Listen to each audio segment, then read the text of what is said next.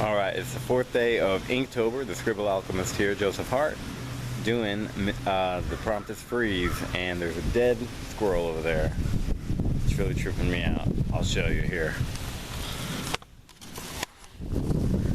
How about that for a little morbid? Flies all over it. Alright, Scribble Alchemist. Gonna draw Inktober. Just forget this squirrel. Okay, Scribble Alchemist here, day 4 on Inktober. Doing Mr. Freeze because the prompt was freeze, so I figured I'd never drawn Mr. Freeze before, so I thought I'd give him a go. This is actually heavily influenced on this Jim Lee picture. I mean, obviously Jim Lee's is like a million times better because he's Jim Lee, but you know, I was like, oh, okay, I'll like those little chord thingies. I would have never thought to kind of do that unless I saw his picture, but that's what art is, man. It's taking different things from different people and incorporating it into your technique.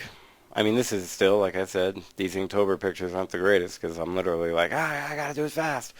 But it turned out okay for, you know, Mr. Freeze.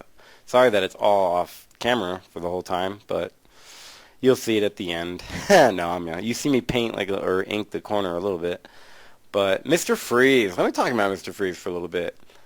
The first time the first time I ever saw him, of course, I think, shoot, I don't know. Can't remember if I saw Batman and Robin first or if I used to watch the cartoon, Batman Animated Adventures.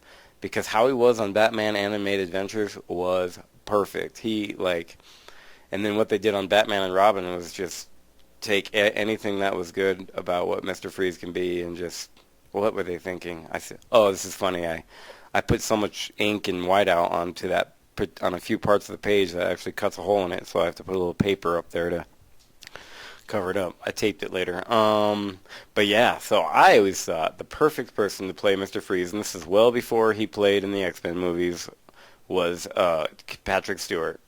I was like, that he would make a perfect Mr. Freeze. Put those glasses, that blue hue on him, stick his head in a fishbowl, bam, Mr. Freeze.